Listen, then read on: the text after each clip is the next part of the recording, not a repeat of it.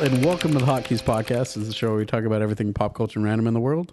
My name is Mick. With me, as always, Will Dobrats. And that's it. Yeah, just us. Another Michael and Will special. Yes. I hope we get to the point where it's not a special and it's just the norm. Oh, really? Because let's be honest, these are the best type of episodes, right? Yeah, Just totally. Just two of us. Just like it's far superior than anything anyone has come up with in the history of the world. Of everything. Better than sliced bread. I'd rather have the Michael and Will show than eat sliced bread.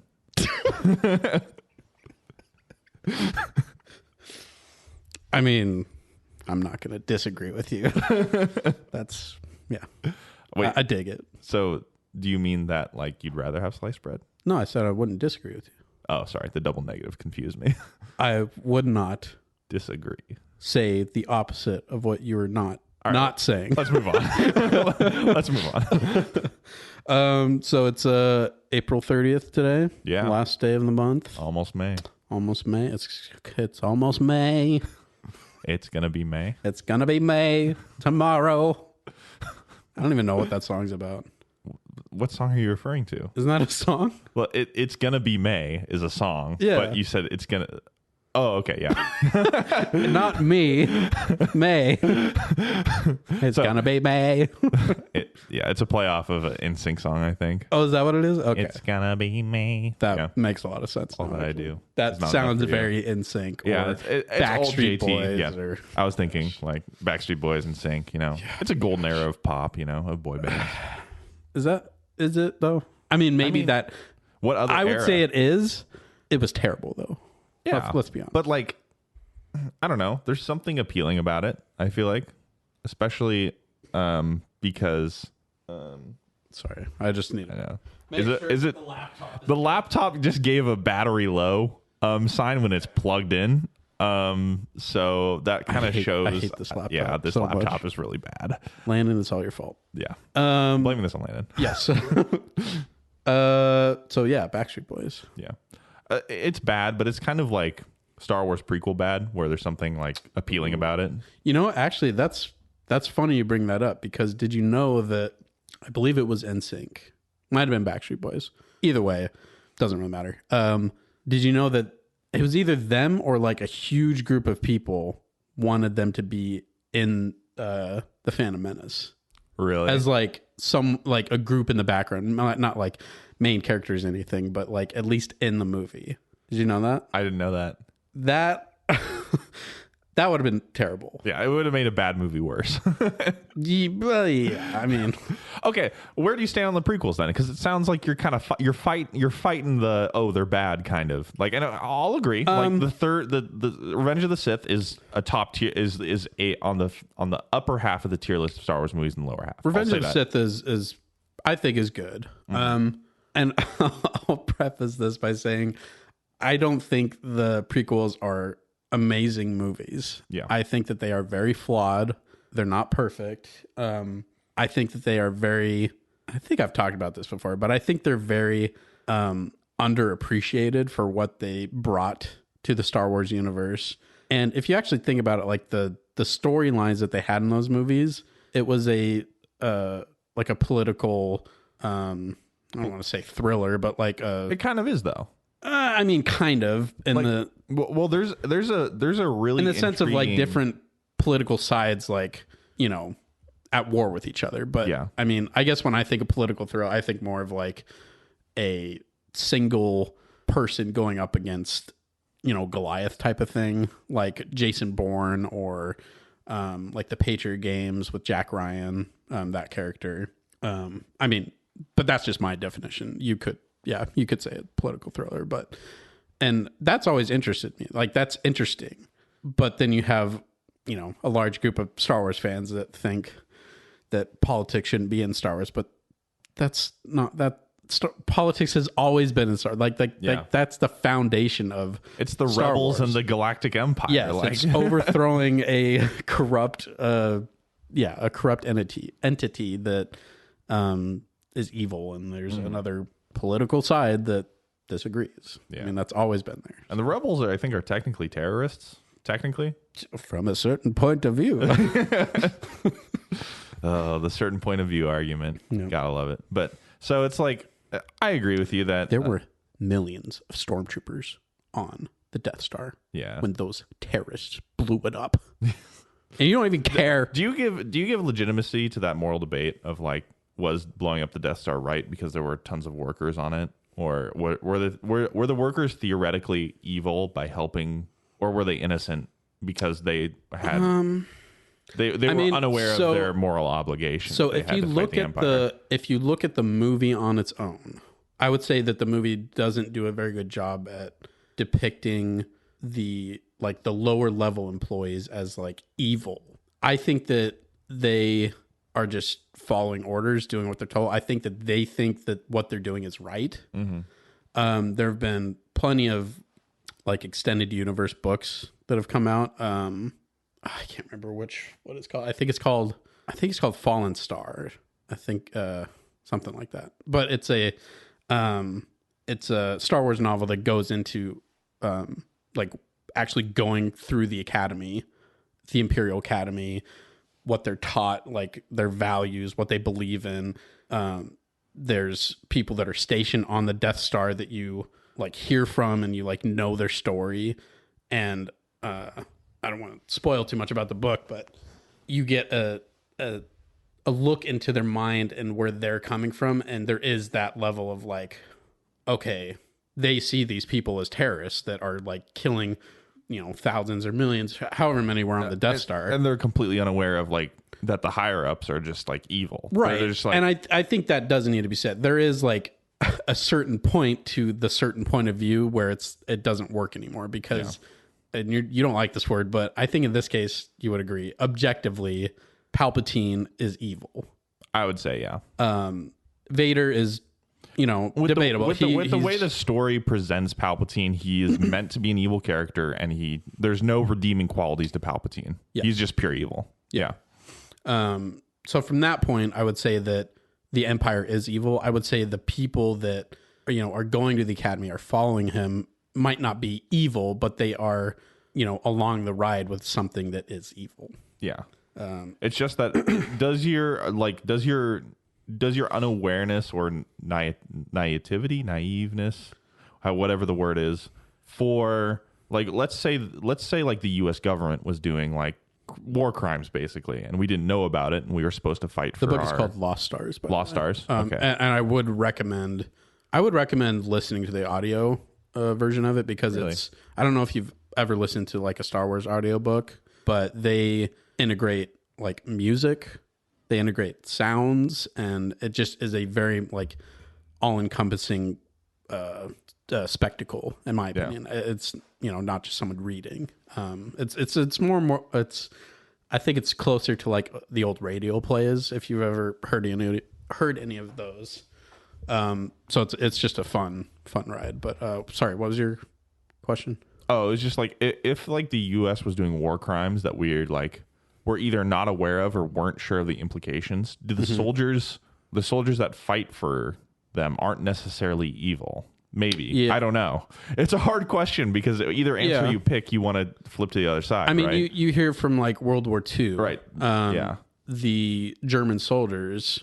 They were like confused when they were being hanged, right? Right. And like, I think besides the SS, because it sounds like the SS were like actually like Nazis and they believed in like the evil things that the Nazis wanted to, make the world to be. Yeah. But tons of other German soldiers might not have like actually believed like the evil things. They were just following orders and doing what they were told. Yeah. Well, like even Russia now, like if we're going to apply it to what's happening now, like Russian soldiers.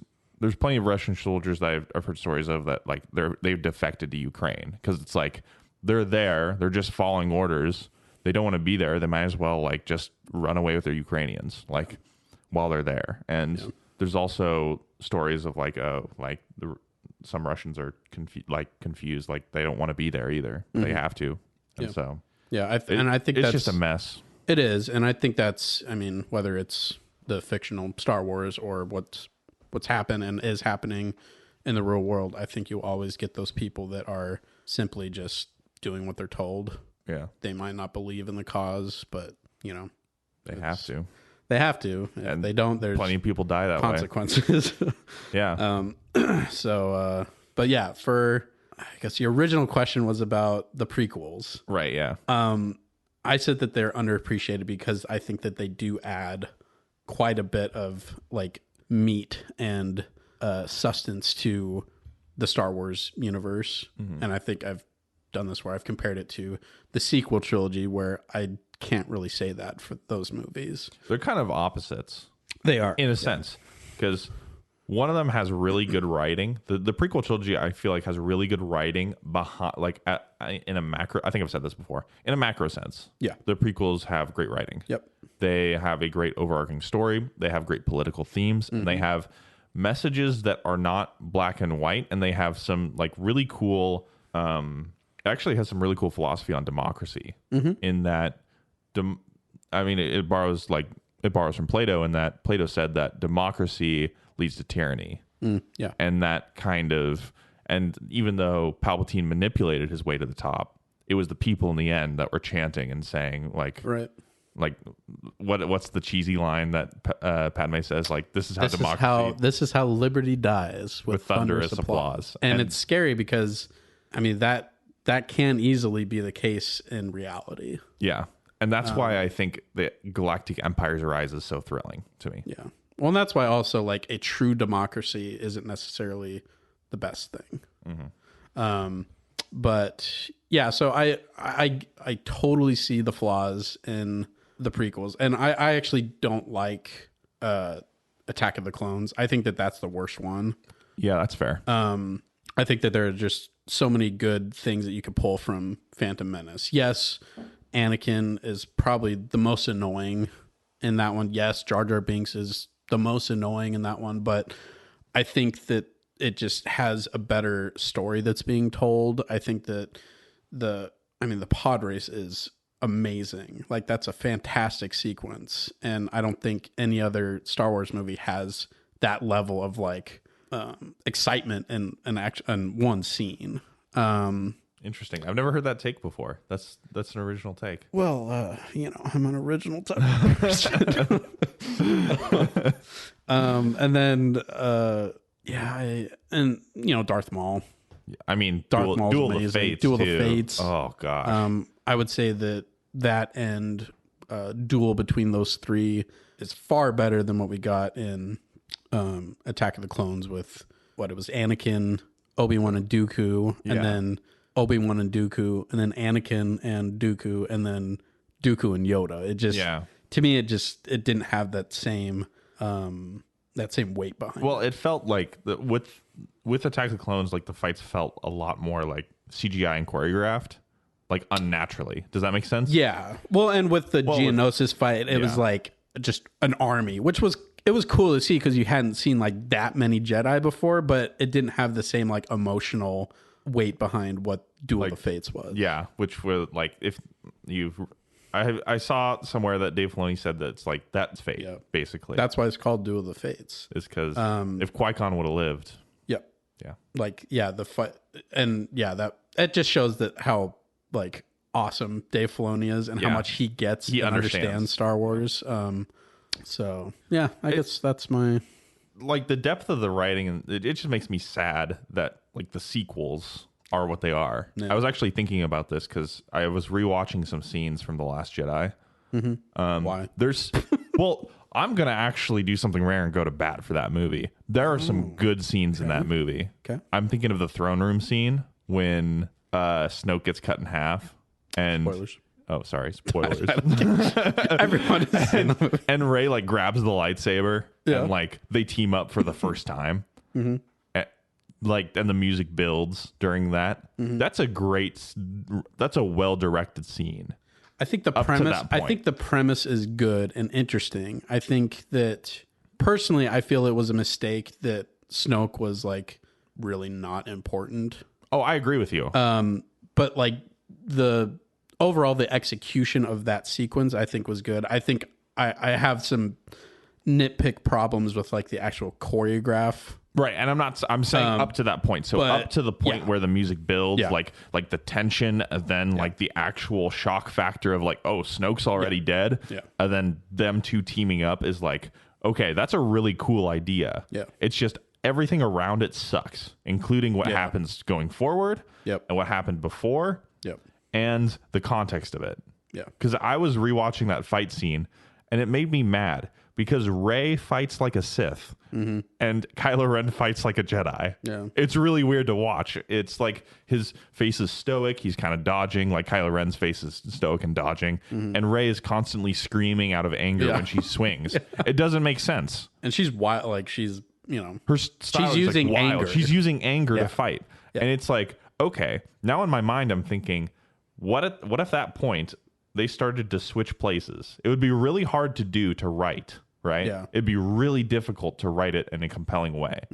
But I think if you could pull it off, that'd be a great twist. Is that like Ben Solo would be the last Jedi? I would have much rather have seen, first of all, no Palpatine. I think that still is like the most ridiculous, like, somehow Palpatine returned.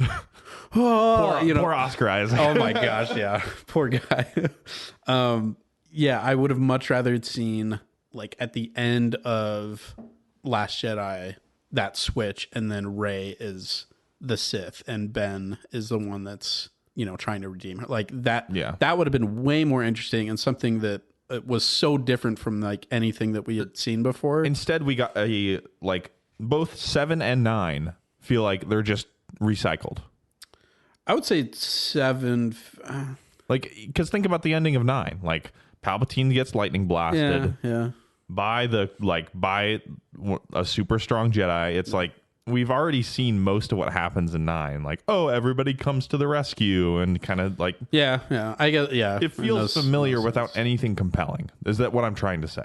Yeah, I get that. I mean, I've only watched Last Jedi and Rise of Skywalker once, but that's what I remember. And if I'm gonna give credit to Last Jedi, at least it's original. At least it's original.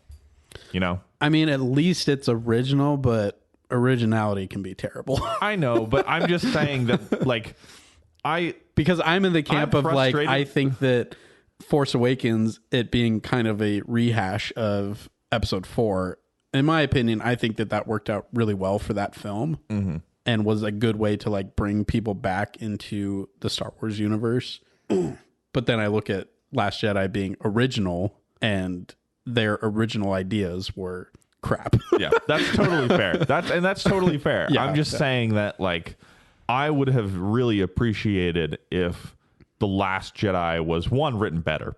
I'm just gonna say that. I can't critique too. I'm not a famous writer like Rian Johnson, but there's definitely things that maybe I should. You have better ideas than him. I could keep up with these videos that you're doing, and who knows? Yeah. But 2, I think that The Last Jedi should have been... I mean, there's an issue of connectivity. Like, it's pretty obvious that it wasn't planned out. And I think The Last Jedi... I think Rian Johnson should have written all 3. And that's a pretty bold statement. I think Lawrence Kasdan should have written all 3. He's who wrote... Lawrence Kasdan. He wrote Empire, right? He wrote Empire. I think he was on Return of the King. Return of the Jedi. He did stuff with... I think he was involved with Solo, maybe.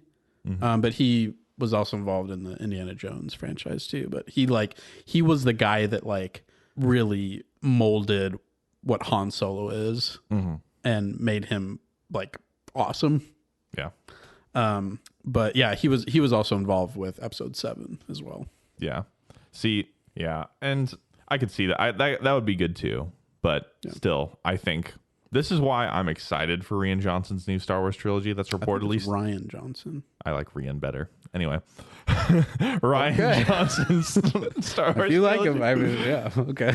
This is the last thing I'll say, but like, I'm excited for Rian Johnson's Star Wars trilogy with new characters and I don't think it's happening anymore. I think it is. It's still reportedly happening. Okay. Last time I looked it up, it was a couple months ago, but it's still happening despite the reports. Because I think with original characters and original ideas and not any sort of restrictions, I think he could tell a pretty cool story. I mean, look at Knives Out, right? I mean, I think Knives Out is amazing. I think that Looper was really good. I just the fact that he was like sole writer with Last Jedi and he was able to do whatever he wanted and we got the movie that it is, to me I can't trust his take on at least Star Wars. I have faith. Good for you. I don't. I do not. But yeah, so maybe I should tweet about. Maybe you should tweet about it. Star Wars: The Last Jedi. Yeah. Speaking of tweets and Twitter and tweeting and birds and billionaires, Twitter got. I don't know if it's like officially like everything's closed, but the deal did go through that Elon Musk now owns all of Twitter, which is crazy. It was for $44 billion. $44 billion. Isn't that crazy amount? Like, that's such an insane amount of money. And he's still the richest person in the world. I know. I don't understand. I don't understand like how he is the richest person in the world. Because to me, like I know he's done like a lot of stuff with rockets and electric cars and space program and a bunch of that stuff. And I think that that's a good thing. I think that he is a brilliant guy doing brilliant things. And I think that's good. I just don't know how that makes him the richest person in the world, because I look at like these oil, kings and stuff. Like, how are they not more rich than that? I don't know. Those birds are loud. I know. I'm like, is there a window open? I don't know. There's like birds that you might be able to pick them up on the audio, but we'll see. Anyway, because we're talking about Twitter. So birds are tweeting out there. Yeah, birds are tweeting. they're sending Elon Musk. We're saying, but yeah, I don't understand how Elon Musk is the richest person in the world either. I think it maybe has to do with luck, as far as like striking while the iron is hot in this kind of I don't really know much, but in a new market. Like, space travel is not really that explored yet. And I think he got a lot of investors, and he got, and that on top of travel as well is going to be a huge, if we can revolutionize travel, that's going to be huge. Yeah.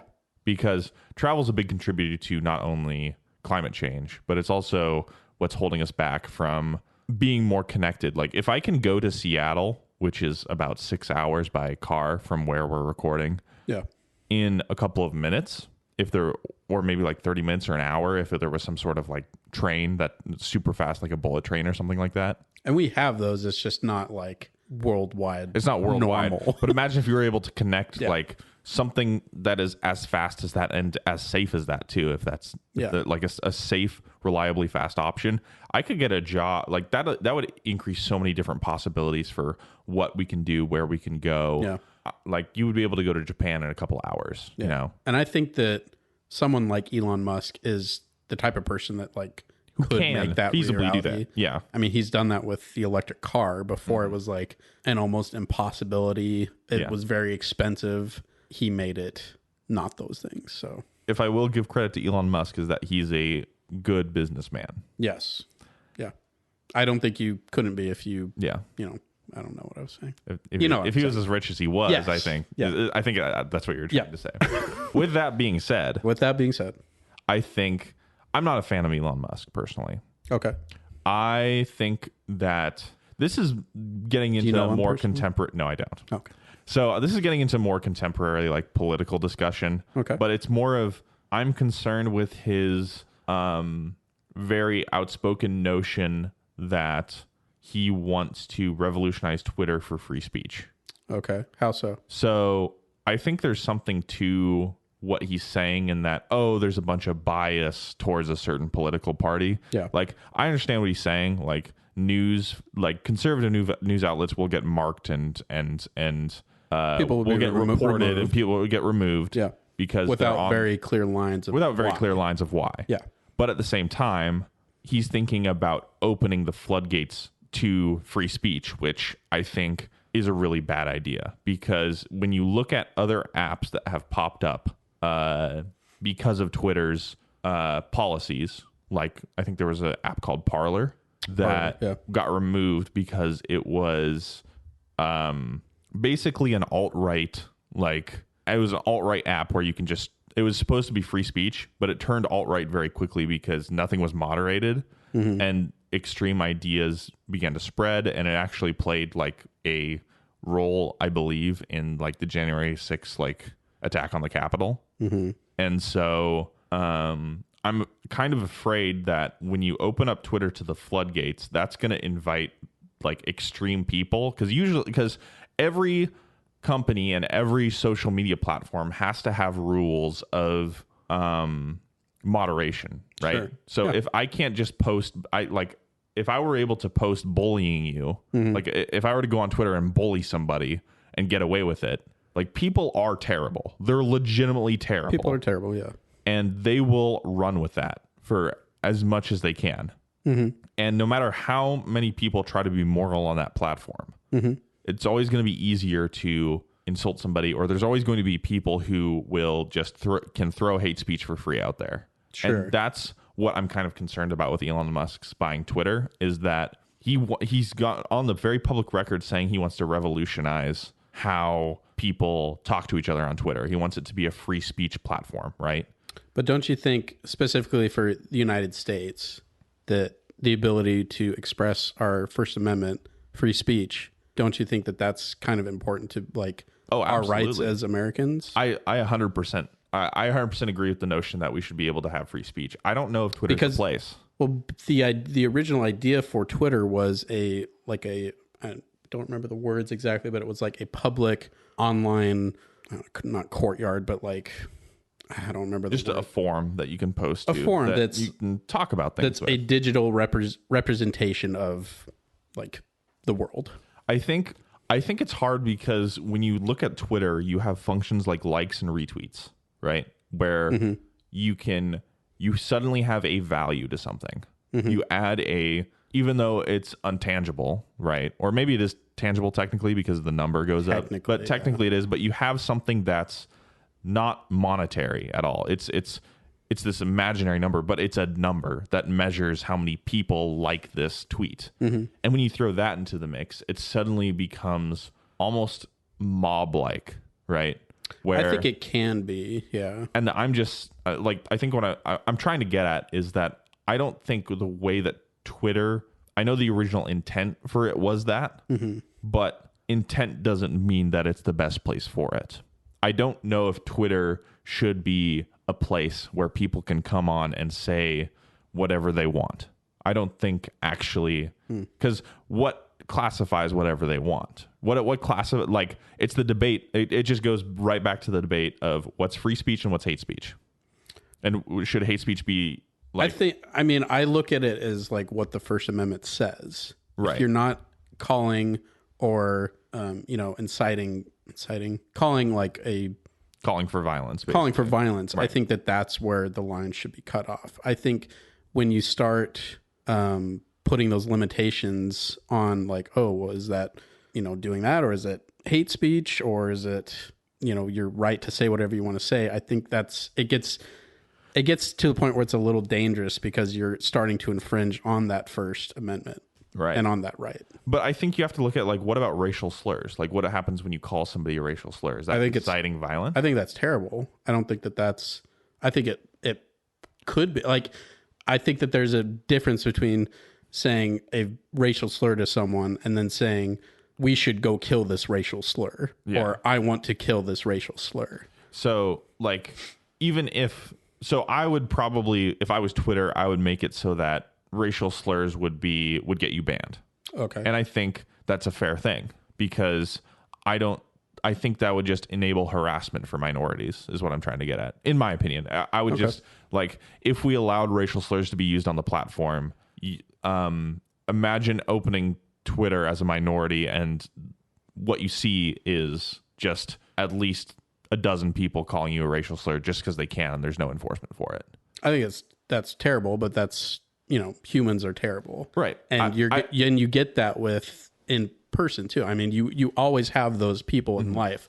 I guess I look at it like I would rather the good ideas and the polite discourse outweigh the terrible people rather than silencing one. I would rather see the good arguments and, factual evidence of good things destroy, not destroy, but like, I guess, smush or whatever the bad arguments and the bad people saying the things. I think that like just being consistent with having the First Amendment, you can say those things. I think that those things are terrible, but you do have that right to say those things. I mean, you have the right, but that doesn't mean that you don't have consequences for saying that. Like if you said that during your work time of employment, you can get fired for it. And that's totally on. Sure, but that's a private company. Yeah, Twitter's a private company. Well, Twitter's a private company that wants to abide by the First Amendment laws. I mean, they don't technically have to, though. But that's what they want to do. That's what I'm saying. Yeah, that's what Elon Musk wants to do, right? Yes. And they don't have to. Supposedly. He could just do I think 180.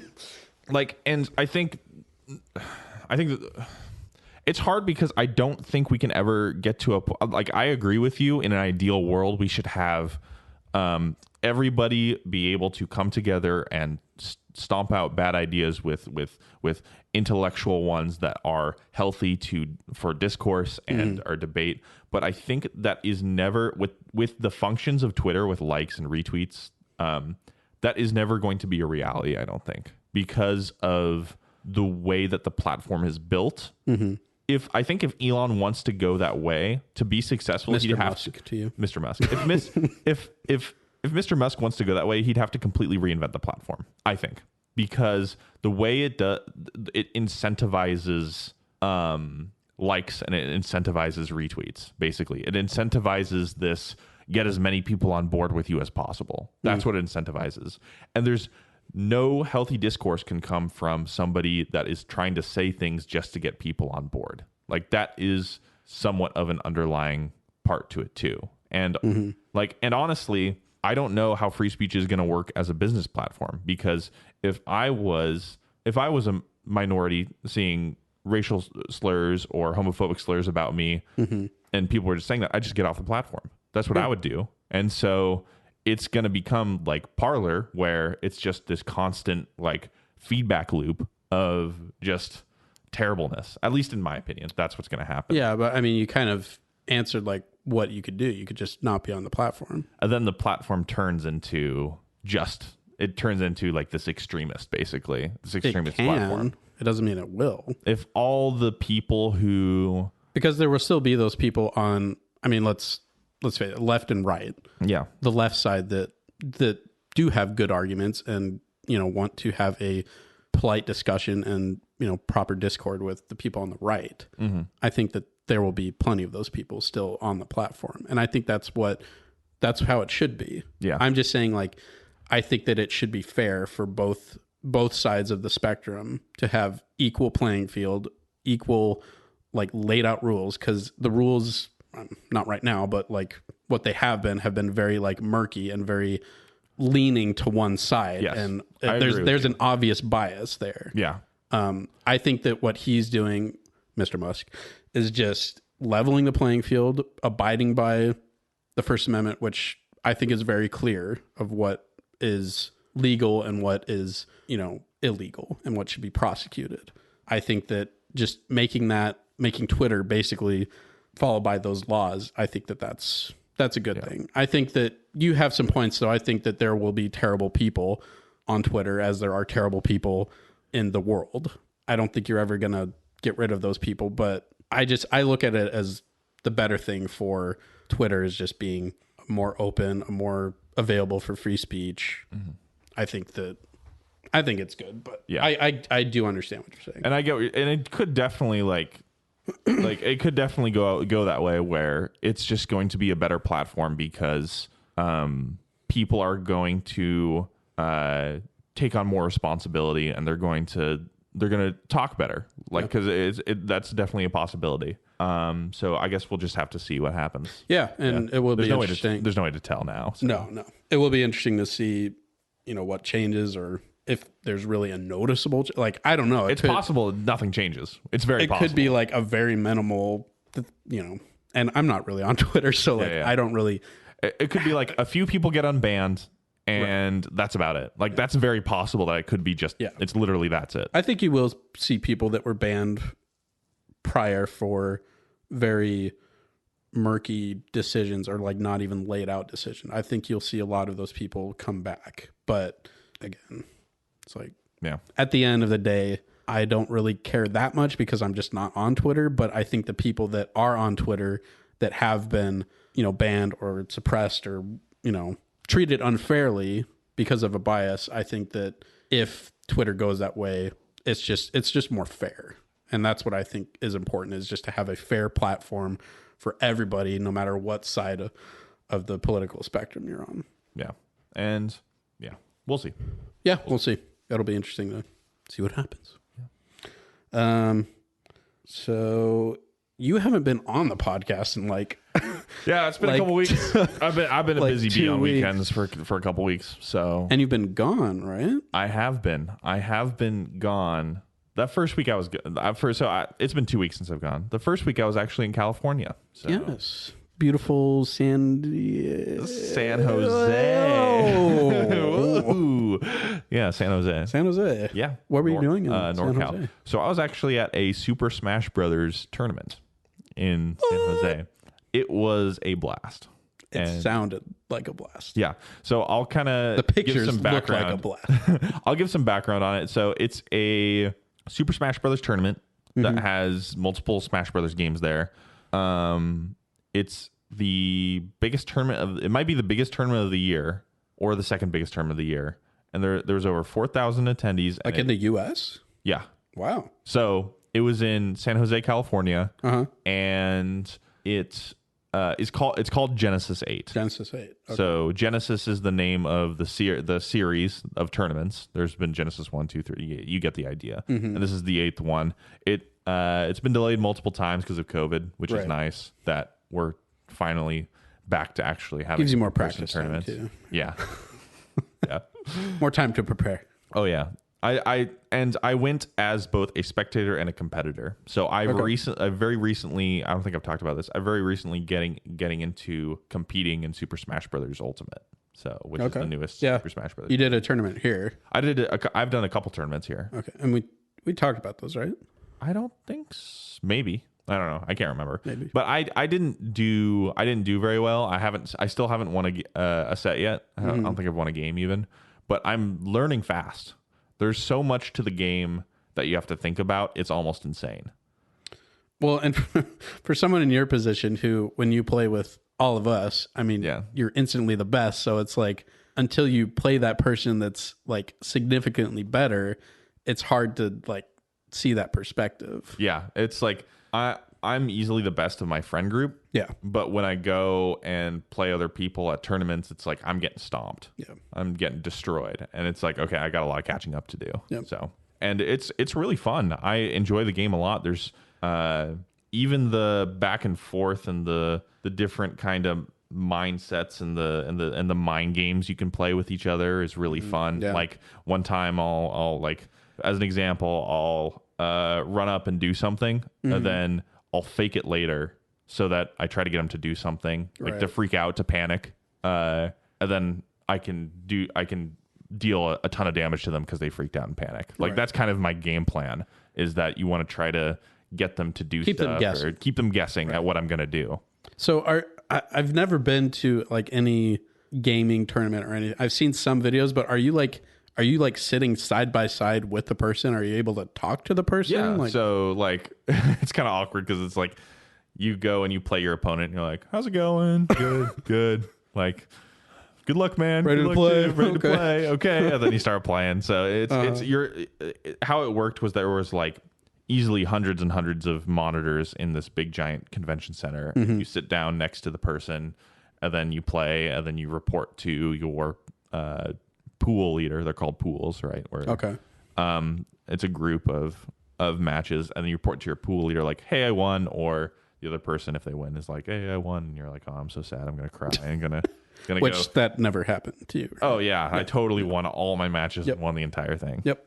No. Champion will. But yeah, and then you basically play your matches, and then when you lose twice, you're out. So you gotta Okay. Yeah. So just double It's elimination? double elimination. Okay. Which is really nice. Yeah. If you have a bad set, you can still make it far. How many games are in a set? So it depends. So it's a 3-stock match, which in Super Smash Brothers means you have 3 lives. Right. And you're supposed to kill the opponent 3 times before you're killed 3 times, and you have 7 minutes to do it. And that's one game? And that's one game. Okay. And up to top 128, it's best of 3. So whoever wins 2 first, 2 games first. Okay. 128 onward is best of 5. Well, so it gets a little harder. A little tougher. Okay. Because you could easily be up 2-1 and your opponent has adapted pretty well. Yeah. And then you get crushed for the last 2 games. Yeah. That's definitely happened plenty of times before, where it's like, okay, I'm starting to figure out what you're doing. Because what's cool about the game is everybody has bad habits. Oh, yeah. Some more than others, but everybody has a bad habit that they do. And the game is about exploiting them and trying to figure out, okay,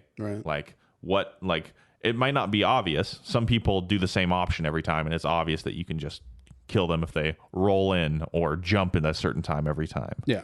But sometimes it's more subtle, like you do the move like 3 or 4 times, or you do this move, then that move, and then you do an action, and then you repeat the cycle. Does that make sense? Yeah. So one of the first times I played, somebody was like, you do this move 3 times, and then you run in. And I didn't even know I was doing it. Like I was, and you do that consistently. I was doing it consistently. Yeah. I was biding my time to do 3 moves. Like it's a move that's kind of like a get away from me option. Right. Like keeping the opponent in check. 1, 2, 3, and then I run in. And they were able to just wait, and then see me run in, and then just kill me. Right. And so it's all about sniffing out your opponent's habits and just destroying them for it. And it's cool because that's applied to any type of competition. Right. So that's good because you have that muscle memory of just like looking for things and figuring out and kind of brainstorming. Yeah, I think fighting games get a lot of crap in general because they're so complicated. Technically it is, but maybe not. It's kind of like an in-between. I like it, so I'm not going to call it a fighting game. I think fighting games get a lot of crap. Gosh, I hate fighting games. Well, because I'm terrible at them. Well, one, they're harder to pick up because they're movement. So hard. They're really difficult. But think of it this way, right? When they have terms like bait and punish, right? Yeah. Where it's like, I have no idea what a bait and punish is. I have no idea what conditioning is. I have no idea what any of these terms are. But it's actually if you use examples from real sports, it's easier to understand. Yeah. That's what I found. So bait and punish. Think about like when a quarterback rolls out and pump fakes and then throws it above them when they try to jump for it, or throws it around them when they try to jump in. That's baiting the defender to come forward and then punishing them for making a mistake in taking the bait. Right. That same principle applies to all fighting games where you fake showing your hand and then you do another option. Right. And it's much harder to do in practice in fighting games because the controls are all messed up and some of them are unintuitive, but it's really fun the most fun I've had in fighting games is when everything you're doing is automated in your brain. So muscle memory at that point. It's muscle memory. Yeah. And all you have to worry about is what are you doing and what is the opponent doing and how can I counter that? Yeah. That's when it gets really fun. And there's nothing like playing a fighting game and you're getting to that point. And I can definitely see why people like fighting games when they get to that level, because it's like you're not thinking of like specific moves. You're just thinking of, I want to do this, so I'm doing it. Yeah. Getting to that point, I feel like is harder in those type of games than any other game. It is. Just because there's so many different combinations and it switches between characters. And to me, it's too confusing and it's not satisfying enough at the level that I play at. But yeah, I can definitely. It is so unrewarding at first. Yeah. Oh yeah. And it's punishing and it's just not that much fun. I think the only fighting game that I like played through was the first Injustice game, just because of the story. I thought the story was cool, but the fighting stuff to me was just, it was, like I said, just not that great for me. But yeah, I can definitely see when you get to that point where it's just second nature that it's really rewarding, because it probably feels a lot more intuitive than just button mashing. I mean, you're like doing all these complicated combos that, you know, I could never, I could never think of or like remember how to do. So yeah, okay, that's cool. But back to your Genesis. Oh yes. So Genesis I went 8. and I. Why is it called Genesis 8? So the tournament series is called Genesis. I don't know why, but they decided to just call it Genesis. I think it's because it takes tournament? place at the start of the year, usually in January, but this one got delayed for COVID. But it's supposed to mark the beginning of the year. Okay. The tournament, that would be Genesis. So In the beginning of the year. Yes. That's what I think it is. It's 8 because there's been 7 of them before. Oh, okay. Well, that makes total sense. So next one will be 9. Next one will be 9. Yep. Okay. Genesis 9 is next. That should have been an obvious. I was like, why are you asking this question? Why is Star Wars Episode 3 called 3? That's what I thought you were asking. I'm like, all right, Michael.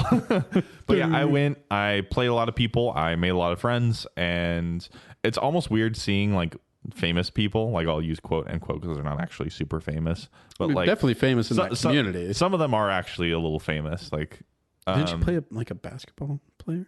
Yeah, that was in Spokane, right? In Spokane. But not a super famous one. No, he goes to college in Canada and plays. But there are those people he was that wearing are like NBA shorts, and he's like, "Oh, I do basketball in Canada." I was like, "Oh my gosh, is this like an NBA player for like one of the the Canadian teams in the NBA?" And I was like, "Nah, he just plays college." Yeah, super cool guy though. But like, I'm talking about like I'm sitting down, and across from me, 15 feet away from me, is Brad Pitt. He's playing. No, is like the best blank player in the world. Like insert any character. Like Wombo the best. combo. Yeah, the best. Like I hung out with the best Captain Falcon player in the world for a couple hours. You know, it's like we were just eating fish and chips and talking and got cookies together or something like that. It was crazy. Was this at a like convention center or? Yeah, it's at a convention center, but there's like so many places around it to eat. You can just go and walk to places, and it's just you can go wherever you want. That's cool. And so and. You said there was like 4,000 people? 4,000 people at least. That's crazy. Isn't that insane? That's a lot. It is a lot. For like just specifically playing like a specific video game as a tournament. Like that's a lot of people. That's what the official number was. I don't know if there were that many attendees because of COVID and people disqualified and they had to move and people dropped out but didn't refund to try to support the tournament. Does that make sense? Yeah. So, it was a fun time and there was a lot of people there and it was super fun to watch it in person. There's something different about watching it in person. Oh yeah. I mean, the crowd is just crazy. Yeah. That's with any type of sporting event or any, like I hate basketball. I think it's stupid. I hate baseball. I think it's dumb, but something about being at a game in person with the crowd, the music, like the noise, like that is like just, it amplifies it to like such a higher enjoyment level. Yeah. So yeah, I totally get that. That's cool though. Well, yeah, that's cool. I mean, even though you lost, I got crushed. Yeah. You got crushed. You got crushed. You got demolished. I got demolished. Yeah. I mean, if you want, you can play me afterwards and you can beat me. Okay, cool. If that'll make you feel better. Sounds good. I'll take you up on that. Yeah, we actually should. Like we played a few times, I think, online. Yeah. But I've done. It sounds stupid, but I've done such a bad job at playing video games recently. Yeah. But yeah, we should. I think it'd be fun. Are you going to be wanting to do more tournaments in the future then? Yeah, I might go to one tomorrow, and then there's one on Tuesday too, so that I'll be going to. So. In Spokane. Okay. Yeah. So there, in Spokane, there's a scene that there's like 3 a week or something like that. Oh, really? Usually. They do them that often? They do 3 a week. So that, which is pretty cool that I don't go to all of them just because I don't want to, I think when you compete that much, there's a potential to hinder your growth in that you don't practice. All you're doing is competing and not practicing. I'd rather compete once or twice a week and practice rather than compete 3 times and practice less. Does that make sense? Yeah. At least right now, what I want to do is just try to get ready to try to win my first set. I mean, I would say competing with people at that level, that is a good practice. Right. Yeah. It's just that there's almost this, like, one of my biggest issues is this mentality that I enter when I enter a tournament. Right. So like on last Tuesday, I did a tournament and I played terribly in bracket. I was playing nervous and I was playing very panicky. But as soon as I was playing people afterwards, just playing very casually and just messing around, I like destroyed somebody, just demolished them. And they probably weren't trying their hardest. Right. But I wasn't trying my hardest either. And I was just achieving this state of like, I wasn't even thinking about what I was doing in a sense of like, oh, I need to jump here. It was just like my instincts just told me, jump here, do this. Like I was just, the instincts were coming and coming and coming and coming. And I was just, we're the character. Yeah. Like I felt in sync almost with the character of like, Are you still playing Zero Suit Samus? I'm still playing Zero Suit Samus. Okay. And I was like, I did something super sick where it was like they were trying to do something on stage and then I just flipped over him and kicked him and they just went like flying in a direction. I'm like, I just did that. I'm amazing. Like that was genuinely in sick where I just like flipped around. Yeah. Like it was like I just mixed up accidentally. Like and it was crazy almost that I could do something like that if I didn't put the pressure on myself that I was putting in bracket. You know, Yeah. I was able to play well. And when every time I played in bracket, I felt like I played terribly. And I think that it just shows I need a mentality change of like, that is, I would say with any sport, it's a hurdle to overcome. Like it is one of those things though, that is like, it can be up to 50, if not like 80% of a competition is just the mental place where you're at. Like I think of when I played tennis in high school and college, like if your mental game was off just by a hair, you would get destroyed. Yeah. And there is something about like, okay, I'm actually in this tournament. The tournament mindset kicks in where it can mess with you. And like, even though you're doing the same stuff that you've done for years and you can do it well, there's something about just the area and like the surroundings, the pressure that can just instantly just destroy you. And so it's kind of, you're almost destroying yourself. Yeah. At that That's point. what I'm saying is that every time I get into a tournament, I feel like I destroy myself. Yeah. I feel like I'm just limiting myself. I'm like, I'm respecting the opponent too much, if that makes sense. Yeah. I'm putting too much, okay, I got to be careful of this and this and this. It's like when I'm just like, send it. Just send it. Just send it. Just do it. Yep. You know? Like, and obviously there's some things you should keep in mind and respect about the opponent, like if they have a broken move or something. Right. But that should click subconsciously, where it's like, oh, I can't do this option because they have a broken answer to that. It's time to find other answers. Yep. And that shouldn't be at the forefront of your mind. What should be at the forefront of your mind is what are their habits and what are they doing? Yeah. So, yeah. It's such a hard thing to play as well in tournament than you do in practice. And you can speak to this too with like whenever you have a tennis match or something like that.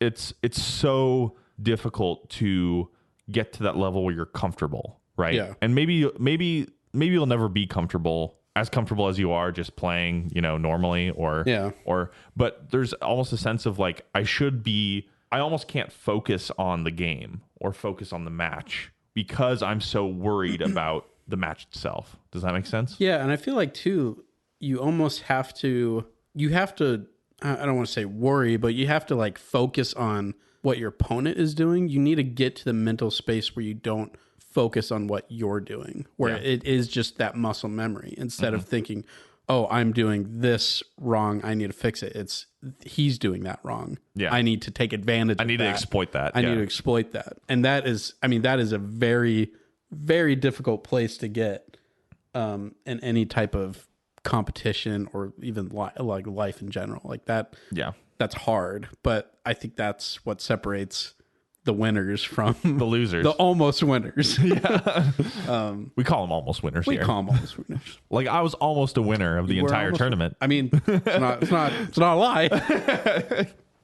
I was just like 1,500 places away, Hey, 1,500 out of a million. It's pretty close. 1,900 technically, I think. Something like that. Oh, then that's way off. Yeah. Way off.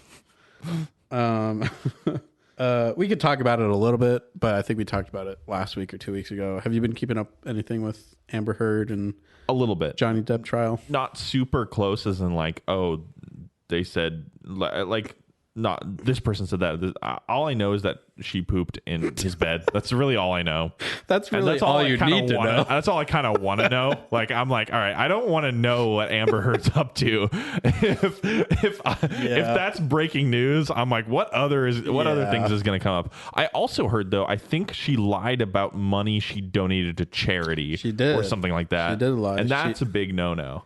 That is a big no. She was supposed... I believe she was supposed to donate like $7 million, and I think it only came to like 1.5, but it wasn't even like from her. It was like other people. I think Johnny Depp even had some money that went to that. So that was a big thing. Where it was like, you're kind of scum, which I think that, I mean, they're painting that picture of her being, you know, the person that cried wolf, the person that lies, that's not believable. Because, you know, her case is that she was the one that's being abused. She was the one that was in fear of her life and everything. And Depp is saying, no, that was me. Yeah. And it's just, from everything we've seen so far from the case, it looks like Depp is the one that is telling the truth. Yeah. I think that they're both probably not that great of people. But in this case specifically, I tend to believe Depp's camp over Amber Heard. And I think she's actually supposed to take the stand on Monday. So it'll be interesting to hear from her mouth just her side of it, because it was really interesting to hear from Johnny Depp, just all this stuff. I mean, he was the one that was like, she left a piece of human fecal matter in my bed. So it'll just be interesting to hear what she says. It's just crazy. It just, I don't know. It just goes to show you like how messed up Hollywood. Oh yeah. And Hollywood couples can be. Who knows what we don't know about, you know? I heard this yesterday. Apparently after like one of their big fights, and then she went to, I think it's a musical festival called Coachella. Yeah. She had thrown John. I keep wanting to say Johnny Depp's Johnny Depp's wallet, phone, and like passport. She like threw it off a balcony, and this poor like security guard that worked for them, he had to like track it down. He said that he was like, I did the find my iPhone thing. I tracked it down. It was like 6 miles away, and I had to pay this homeless guy like, $500, an apple, some water, and some other stuff to get the stuff back. I think it was actually like a reward for the guy, but I was just like, wow, that's an insane amount of like dedication to like, I need to track this stuff down. But yeah, like, I don't know. It's just sad. It is sad, and it just, I don't know. It's gross. Yeah. Just gross. I would definitely say it's gross if she's pooping in the bed, but like that's about as gross as you can get. Yeah, that's like peak. That might be peak gross. What? I was just gonna make it like a turtle head joke. A turtle head?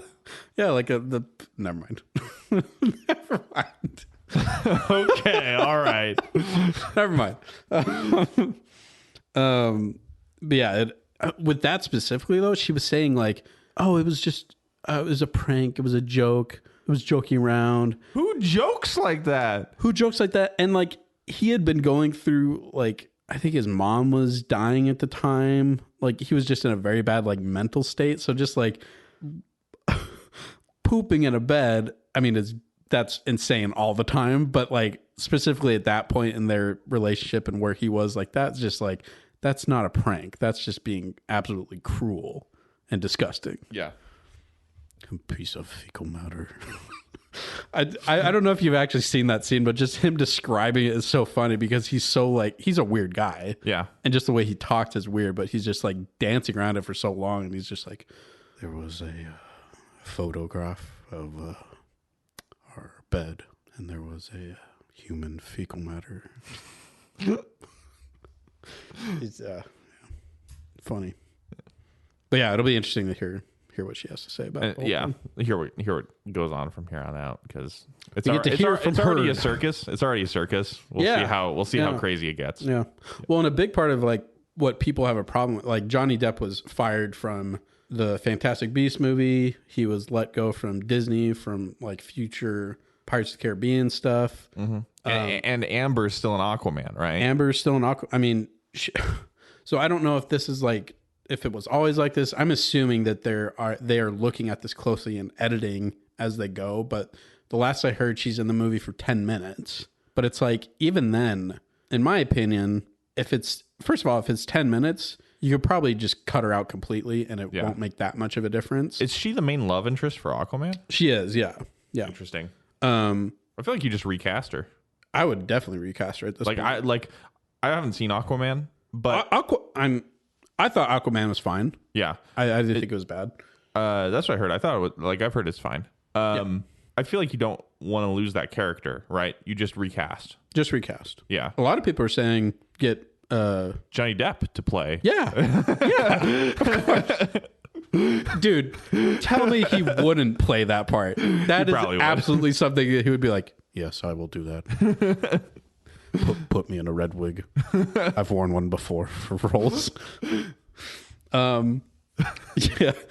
Oh no, a lot of people are saying Emilia Clarke.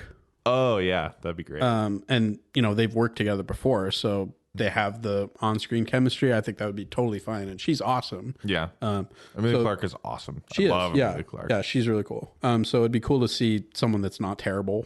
Yeah. in a film franchise that I think is good and that should continue to be good. But I'm just saying, like, again, it's kind of having the same standard. If you let Johnny Depp go over all this stuff and you're still like allowing Amber Heard to be in roles like this, it's extremely hypocritical. Like, it is. So I would just I think that they should cut her completely and just recast at this point. Yeah.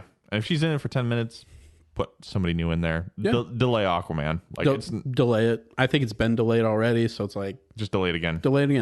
Yeah. And it's not like that's impossible to do. I think they did that with Army of the Dead, with one of the characters. I don't remember what happened to the original actor, but they replaced that actor with a completely different person, and you can't even tell. Yeah. So it can be done. So at this point, I'm like, yeah, just cut her, recast her, get her out of there. Yeah. So yeah, I agree. It's kind of fun just watching Hollywood drama. It is. Makes you feel like a better person. It does make you feel like a better person, but it's also like, I feel bad for them because their entire, like, this feud's in the spotlight now. Everybody knows that she pooped in his bed. That's the good thing, though. Like everybody knows. I can't believe I thought she was hot before. Now I don't. Yeah, it's weird how that'll affect. It's like, weird your view how of somebody. crazy, like actual crazy, can really make someone not attractive. Yeah. In my eyes, I mean, some people probably still find her attractive. Like, it's more of just like taking personality into account too. Yeah, it's like, yeah. Personality's big. It is big. It's big, very big. I guess we can talk about your new video that you're new doing, project. Right? Yeah, new project. So hopefully, a new. So let me give some background before. For those who don't know, I make video essays. So I write an essay, record it, put footage over it, and then send it on its way to YouTube for people to watch. Yep. And I made one in October, I think. So about half a year ago. So, yeah. It released in October about The Last of Us Part 2. Very critically well received. Very. 68 views right now. Financially, a success. A financial success of more than 10 people watching it. So tomato meter, fresh. Oh, always fresh. So I've just been working on a new one, and I wanted to share it with the podcast because it should be out by the time that this episode releases. Keyword should. It will. Unless it will be, unless something bad happens. It's about market influence in video games. So open world game successful, there are going to be parts of that are input into a bunch of other games trying to replicate its success, and how that can be potentially really harmful for a lot of video games because they just want to be successful and want to, like, there's always this core. I guess it's almost a piece that's written to be frustrated with corporations that want to make money and don't care about video games almost. And and that's all I'll say about it. Okay. Watch it when it comes out. What's your YouTube channel? Mokebone, so Mokebone is my YouTube channel. You can watch my Last of Us Part 2 video as well if you want to.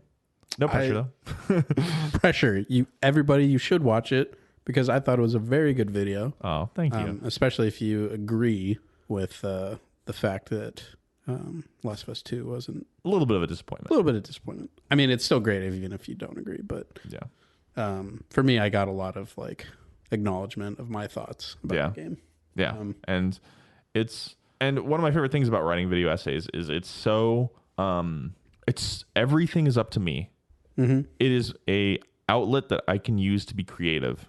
And I think you've said before that like you're not going to write anything that you don't care about. Right. Like, this is something that like you're passionate about and that you care. Like that is a very cool thing to be able to do. It's not like I'm being assigned to, you got to review this game. Right. Yeah. It's like I get to play and I get to watch and I get to experience what I want. Like, and then I can write about it. Mm-hmm. Right. And if I'm not super passionate about it, I don't have to. It's not like I have to write about anything, which is what kind of makes it special. Yeah. Even though I'm not as productive about it as I possibly can be. I mean, 2 videos in like 6 or 7 months isn't a great rate. But I mean, I'm figuring out my way. Yeah, I mean, to start out, it's because I actually started writing this in I think it was mid or early February, something like that. The script for the new one, so I didn't even start writing. So it's only been a couple months since I first, put the pen to the paper per se. And that's a lot better than it took me like, I don't know, a year to make Last of Us Part 2. Mm-hmm. Just because it had to have a lot more work go into it because I had to replay both games multiple times and trying to get my thoughts all cleared up. And for this video, and again, you don't have to say if you don't want to, but did you play like a lot of different type of games to like get this mindset of like the thesis of your video? It's more that I've been playing games and this is something that's been on my mind. And so it's way easier to write about something that's on your mind rather than, I'm going to play this game and I'm going to play it multiple times and then I'm going to have to critique it and then go through all its strong points and weak points. That's difficult and takes a lot of time. Yeah. For me to just write something that's been on my mind and then record maybe a couple hours of footage. Yeah. Splice it up, put it together and show what I'm talking about. That takes way less time. So. Yeah. No, that's cool. So, yeah. I'm excited for anybody who's listening to watch it, and I hope you guys enjoy it. Yeah, I'm definitely excited to watch it. Like I said, I really enjoyed your last video, and for everybody out there, subscribe to Mokebone on YouTube and get some good videos in the future for you. Yeah, for sure. Yeah, thank you. I guess we could talk about it really quick. Speaking of video games, I've been playing through Bully, which I don't know if you've ever played. I have never played Bully. I kind of want to.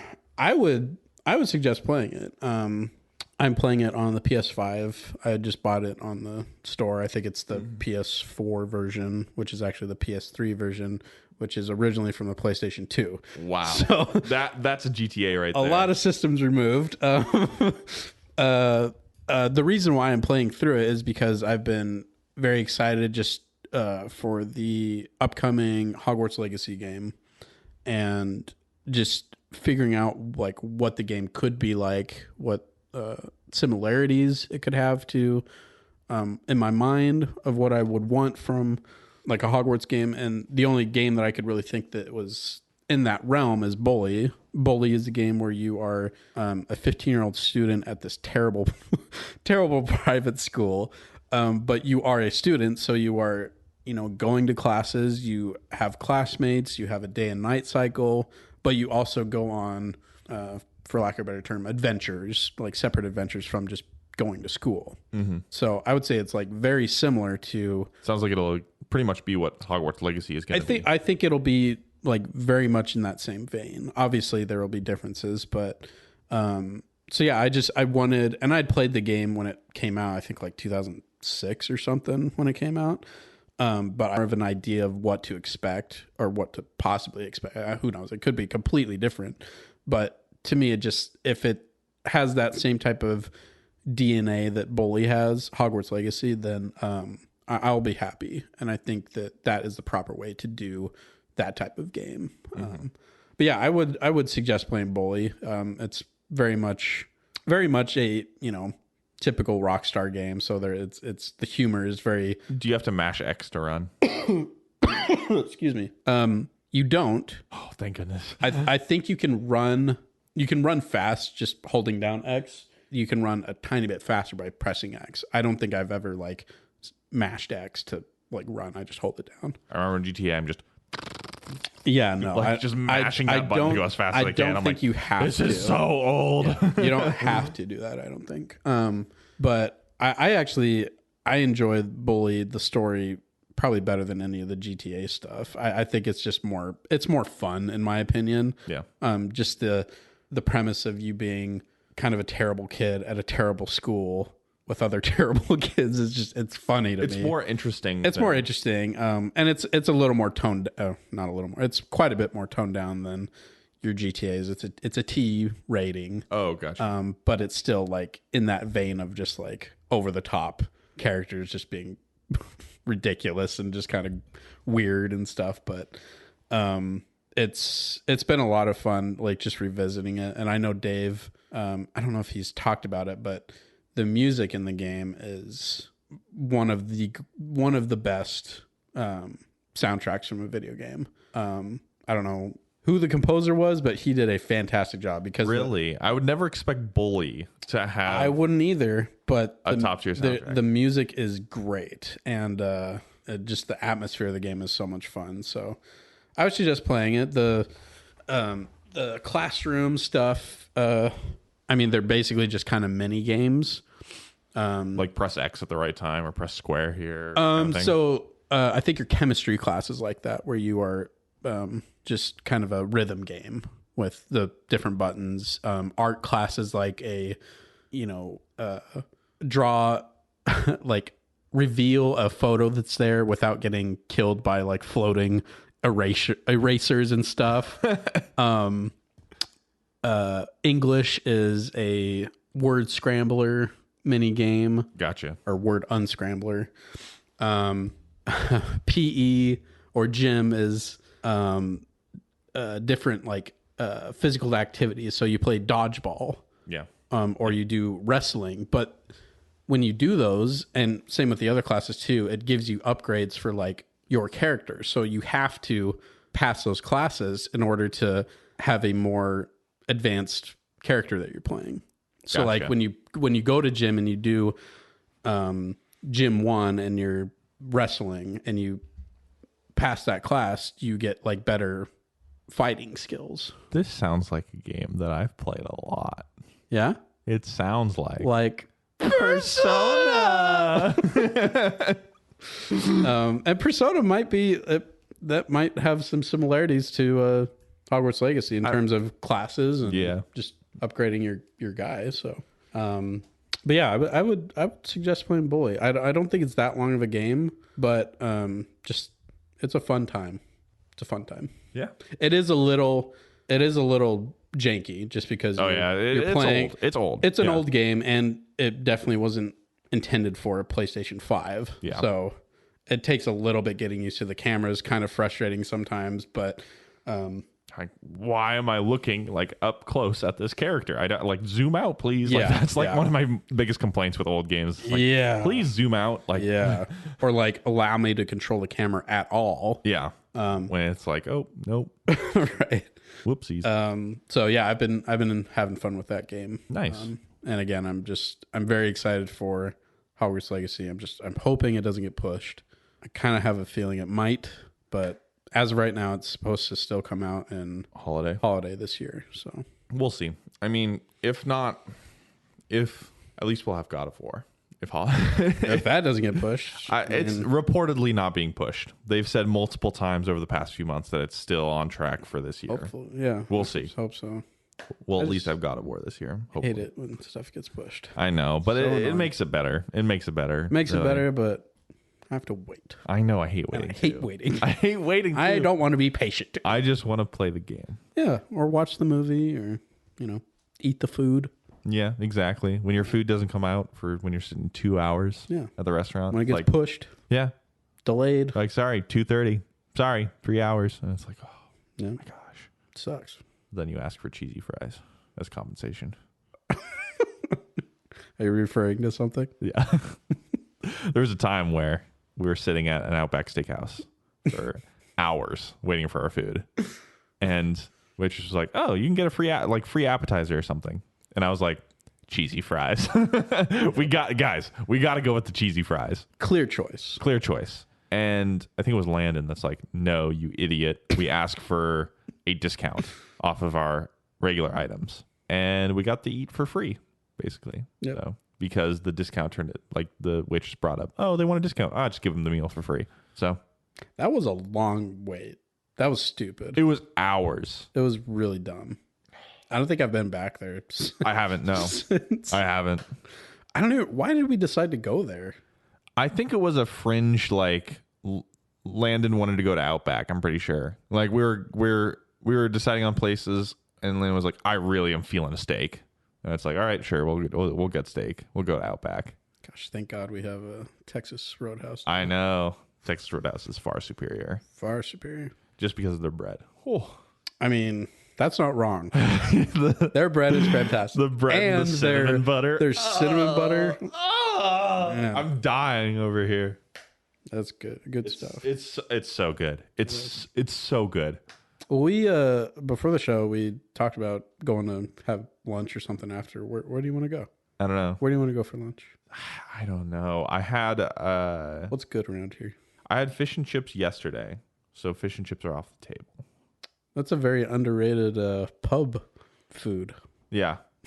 I'm referencing an old episode where you said that. Oh, dude, no. I totally agree. That's what I just said. Yeah. Because you said it. Like, I agree with myself. You do? I agree. Yeah. I mean, sometimes I don't agree with myself, but I agree with myself then that it's an underrated pub food. When people look at the menu, they don't get fish and chips. What do they get? They get something else. Like what? A burger. I don't know. Burgers are great. But fish and chips are great too. Fish and chips are good. I don't think they're underrated. Yeah. When's the last time you had fish and chips? I think when I was in Vegas. So October? When's the last time you had a burger? Yesterday. Exactly. Like, when's the last time I've been to a pub though? I don't know. I never go to pubs. Okay. That's your argument though. Well, You're specifying. Okay. Maybe fish and chips are underrated food then. Well, that I would say definitely not. What do you mean?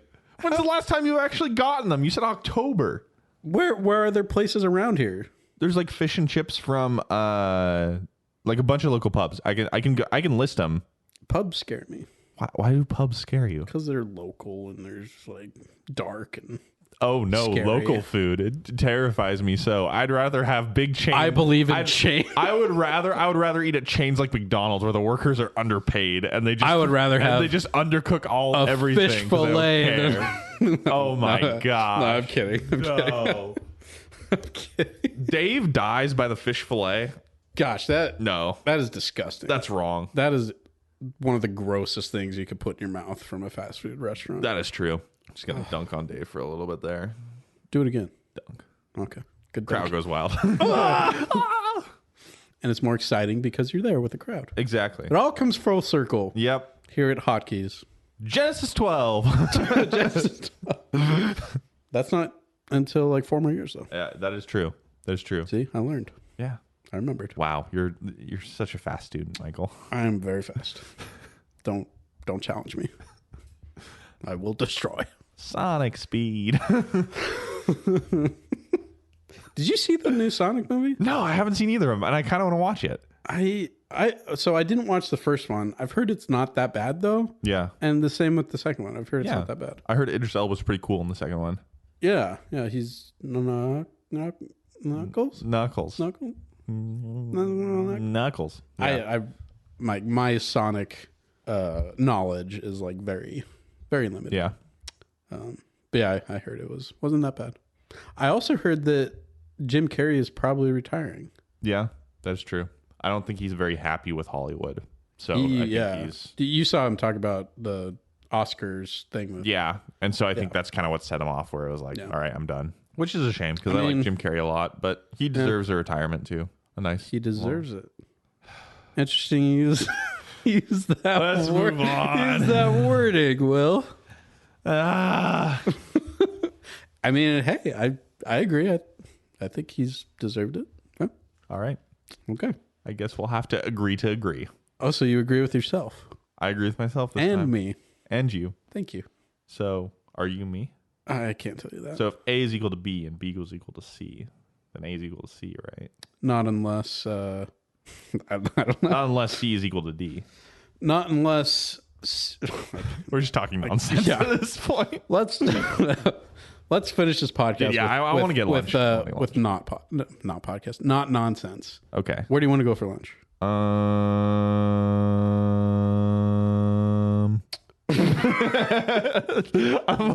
the waveform on there. The waveform on the computer is just...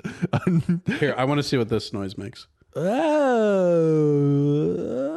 Looks like a turd. It does. and my bed. Piece of fecal matter. Okay, well, we'll think about where we'll think about. I can't be put on the spot like this. Should we go someplace local? Yeah, let's do it. Well, let's face your fears, Michael. Okay.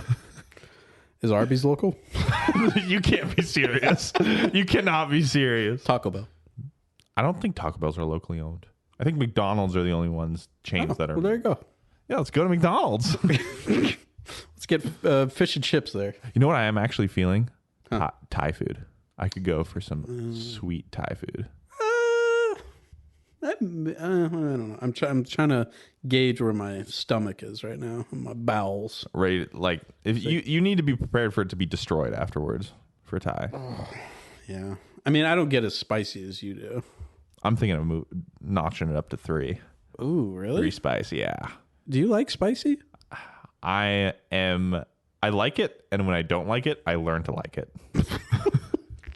I force myself to like it because I want to be the spicy food person. That sounds terrible. Why would you force yourself? Well, to be fair, I legitimately do enjoy spice. Don't harm yourself. But when it's too spicy, except for like Buffalo Wild Wings ghost pepper thing, I will try to like it. Why? Because I enjoy it. I enjoy like the sensation. If you tried to like it, you're not enjoying it. You want to enjoy it. But like, okay, so when I'm eating something like when the Thai food is just a bit too spicy, right? Yeah, I'm fine with it because even though it hurts, it's a good feeling. It reminds you that you're alive. You know, you got a runny nose, your face hurts. Like I'm only human. Well, I mean, if that's how you want to test it out, good on you. I guess. Am I a human or a robot? This hurts. I'm flesh. I live. I am man. Man, hear me eat. I was just hear me chomp. I was just watching. Have you seen the Hot Ones videos on YouTube? Yeah, I love Hot Ones. Yeah, I was just watching the Tom Holland one. Oh, I haven't seen that one. A couple months ago. He was doing it for Spider-Man. Yeah. And yeah, they're very entertaining. Yeah, because they start getting up there with the heat pretty fast. Yeah, I think the hottest ones were like, so I think the hottest ones from that one was like TBA, so they didn't even know. Probably over millions. Over millions. Goodness gracious. How spicy? Like those measures to me are worthless because I don't know how to apply subjective taste to objective measurement. Does that make sense? Like you don't know what Scoville means? Yeah, well, I know what Scoville means, right? It's just a measurement to measure heat, right? Measure spice. Spice, right. Yeah. But I don't have a baseline of like, oh, that's 100,000 Scoville. Well, the sun is 700,000 Scoville. What? I imagine just like every time like the Hot Ones guest eats like a wing, they just like burn up into ashes or something like that. Just like Thanos. I got sunburned from this hot sauce. So like, what do you know a measurement of like what Scoville is? Like what? Like so what's 500,000 Scoville? So I think a jalapeno is like anywhere from like 2,000 to 7,000 Scoville or something. What? Yeah, 2,000 to that cannot be right. Maybe it's not right. I don't know. That can't be like why can't that be right? like that's 10. That's a hold on. What? That's 1,000 times less than like if it was like a million. Yeah, that's math. Good job. No, I'm just saying like something can't be 1,000 times hotter than a jalapeno. Yes, it can. Are you sure? Yeah. Oh, I'm such a wimp. Then. I'll look it up. Jalapenos are hot. Global scale for a jalapeno. Usually they fall in the range of 2,000 to 8,000. So you are a wimp. Yeah, I guess I am. I'm a wimp. For ghost pepper, it is 1 million plus. Oh man, yeah, no, I can't do that. I did have ghost pepper sauce at Buffalo Wild Wings though, and that is how I got Oliver to buy me Persona. What, you did a bet with him? Oliver said if you eat like 5 wings or of ghost pepper, or like 3 of them or something like that, I'll buy you Persona 5. I said okay, and then went on sale the next day. It was like $50 at the time or something like that. Wow. So Hot Cheetos are at 50,000 Scoville. Hey, I can stand Hot Cheetos. I'm proud of myself. I eat Hot Cheetos. I feel like Hot Cheetos. No, go ahead. I feel like Hot Cheetos are less spicy than jalapenos. I mean, That's what I feel like, right? Sure. Yeah, I think that there's a range. So what's going on here? What's going on? What is going on? Someone tell us, please. We've got a 5,000 Scoville jalapeno that's hotter than a 50,000 Flamin' Hot Cheetos. Maybe it's I don't know. Is it the membrane that is the hot part of the jalapeno? Is it the membrane or the seeds that are? Yeah, I have no idea. I don't know. Maybe there's just more like potency or something. Maybe because there's liquid in peppers. There's no liquid in Cheetos, right? There could be if you just dunk them in water. Oh, gross. Oh, sorry. Maybe you're gonna make me gag. That's so gross. I'm sorry. I didn't even think about that. So like sriracha is 3,700. Oh man. Sriracha can be spicy. Like I feel like I'm just discovering what a wimp I am.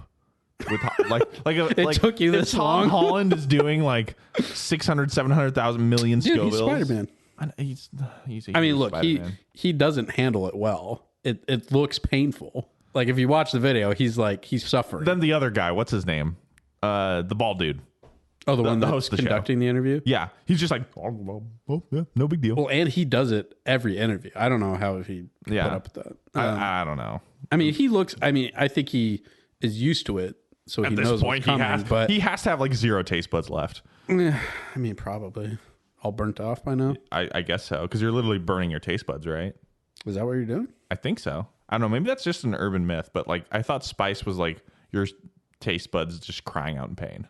What is spicy? Is it actually like a chemical reaction that makes something hot?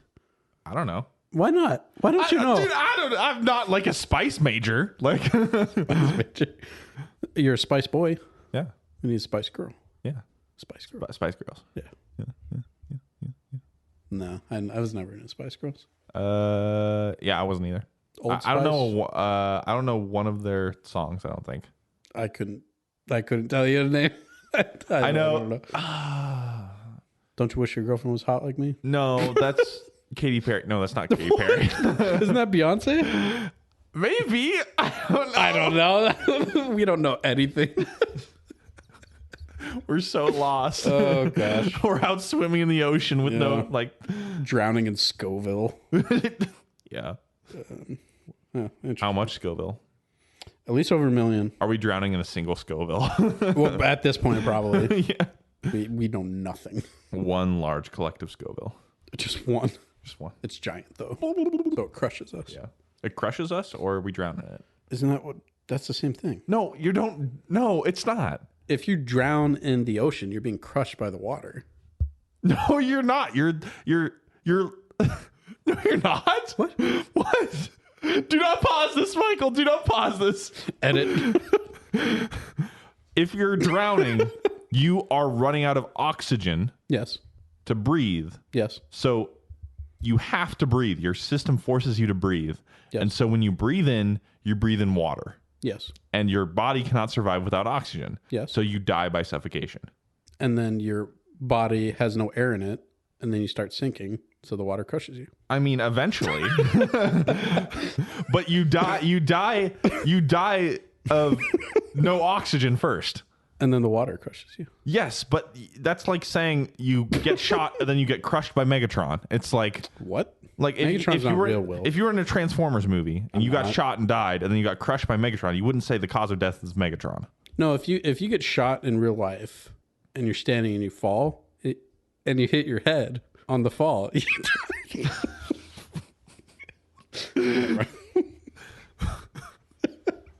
That's right. Dave's gonna have to cut half of this out. No nonsense at this point. Nonsense is where we thrive. Yeah, we are thriving in nonsense. That is the fertilizer to our soil. Sounds like a good band name. Thriving on nonsense. Thriving in nonsense. That is a good band name. Let's start a band. Want to start a band? I have no musical talent at all, but let's start a band. I have some. So I think we're good. Yeah, you're a good drummer. I think we're good. Yeah, let's just have drums. Drums, and then you just sit there. I could probably press buttons on a keyboard, like on the synthesizer, so like I know what. Yeah. As long as the notes are programmed into just button pushes, I can just push buttons. I mean, that's what a piano is. Yeah, but like it's more complicated. I have to push multiple buttons. A synthesizer has multiple buttons. Yeah, but it's easier to assign those buttons as multiple buttons. So I'm pushing multiple buttons. That makes it sound way more confusing. No. Because like I can do a chord for one button. It's like a hotkey. Yeah. Hotkeys podcast. I don't know what that is. You don't know what Hotkeys podcast is? Nope. Do you not know what a hotkey is? I know what a hotkey is. I was gonna say if you don't know what a hotkey is, I know, it's right there. Those are not hotkeys. That's the function buttons. Yeah, same thing. The hotkey is a control. Like, are you serious? I'm just kidding. Okay, I'm like, it's like Control C, Control V. It's this one. Yeah, the mouse pad. Sure. Yeah. You drown in the mouse pad. Yeah, which is a hotkey. The collective mouse pad. Oh gosh, yeah, we're in the weeds at this point, but we're in the twilight zone. We will go to lunch somewhere. We could ask Jordan to go with us. Yeah, we could. Since we didn't allow him on the podcast. That wasn't the intention. It was. We had a meeting and we said no. Okay, can we cut this out? Jordan's going to take this as serious. Jordan, we're not kidding. All right, I'm taking my headset off. Thank you all for listening to this intimate episode with Will and myself. Thank you. I will continue saying that this was the most fun I've ever had. Yay. In my life. Yay. And I guess we'll talk to you guys next week. Yeah. Who knows if it'll be just us or not? Probably should be. Who knows? All right. But I think we're working on things for the podcast in the future.